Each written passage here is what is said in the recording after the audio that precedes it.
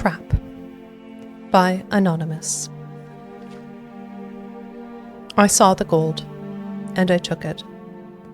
A different man might not have, I know that, and from time to time I think back on the hour when I saw the gold and took it. You see, I was hungry. Isn't it ironic? I don't remember much else about that night but the gold and the hunger.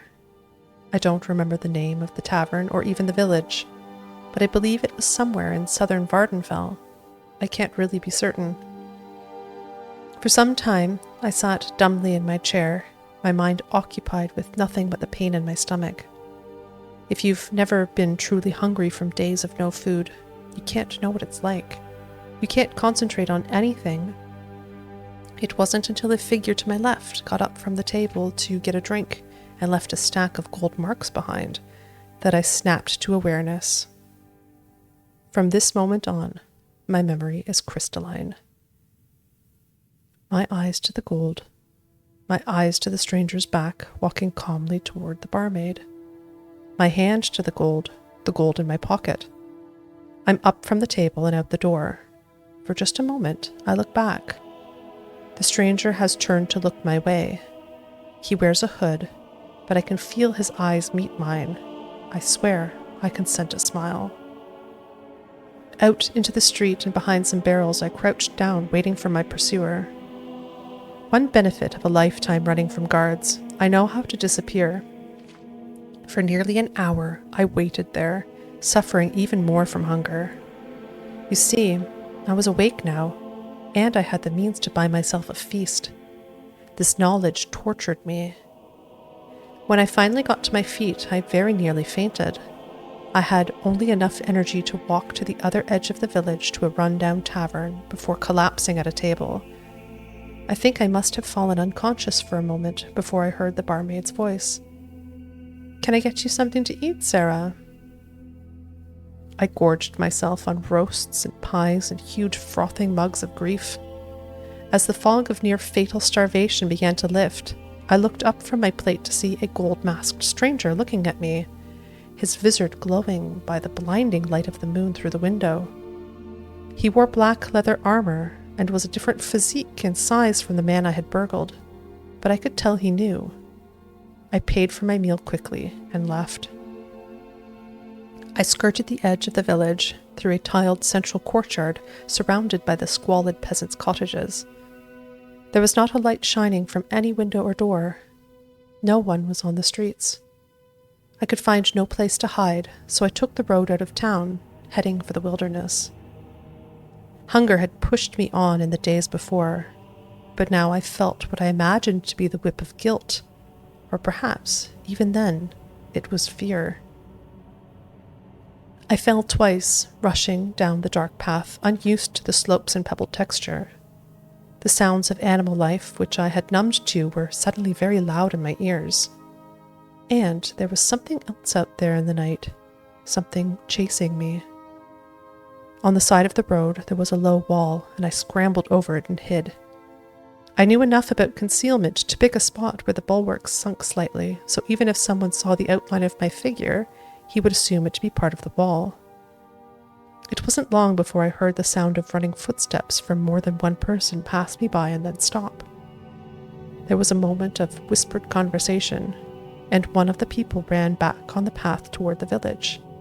Then, silence. After a few more minutes, I peered out from behind the wall. A female figure in a dun gown, wimple, and veil stood in the road. On the other end of the road, blocking the way back to town, was a knight coated in dark mail. I could see neither of their faces. For a moment, I froze, unsure whether either or both had seen me. "Run," said the woman in a dead voice. The hill behind me was too steep, so I leapt over the wall and across the road in 2 bounds. Into the night forest I ran, the maddening jingle of the accursed gold in my pocket.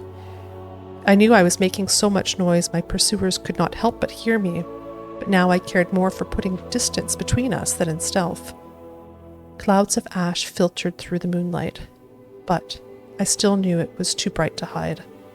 I ran and ran until I felt all my blood pumping in my head and heart, begging me to stop.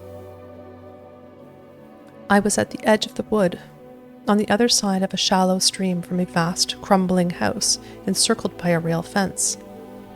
Behind me, running footfall in the broken, dusty earth. To the south, downstream, a distinct sodden splashing of someone moving nearer. There was no choice. I half jumped and half fell into the mud and dragged myself up the bank on the other side. I rolled under the fence and ran through the open field toward the house. Jerking my head around, I saw 7 shadowy figures by the fence posts. The cloaked man I had robbed, the man in the gold mask, the veiled woman, the dark knight. 3 others too who had pursued me, but I had never seen, and I thought I was the stealthy one. The moon was entirely hidden in a swarm of ash. Only the stars offered their meager illumination as I reached the open door of the ruin. I slammed and bolted the door behind me, but I knew there could be no protection for very long. As I looked about the ravaged interior of broken furniture, I searched for someone to hide. A corner, a niche where if I stayed very still, no one would see me. A splintered table lying against the wall looked perfect for my purposes. I crawled under it and jumped when something moved and I heard a frightened old man's voice. "Who's there?" "It's all right," I whispered. "I'm not one of them." His puckered, gnarled hand reached out from the shadow and gripped my arm. Instantly, I felt sleep fall upon me, resist it as I might.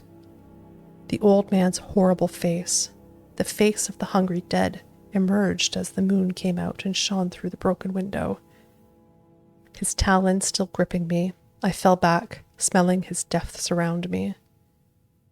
The table was thrown back. There stood the 7 hunters and a dozen more. No, hunters they weren't.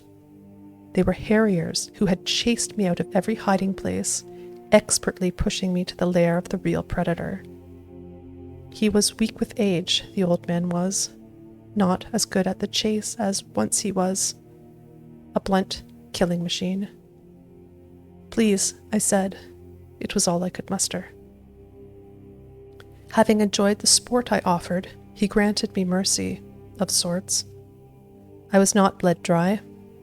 I was not cursed by being made one of them, the bairn. I was kept with others, most of us mad with fear, to be aged and tasted at the vampire's whim. We are called cattle. I lost all hope months ago of ever leaving the dank cellar where they keep us.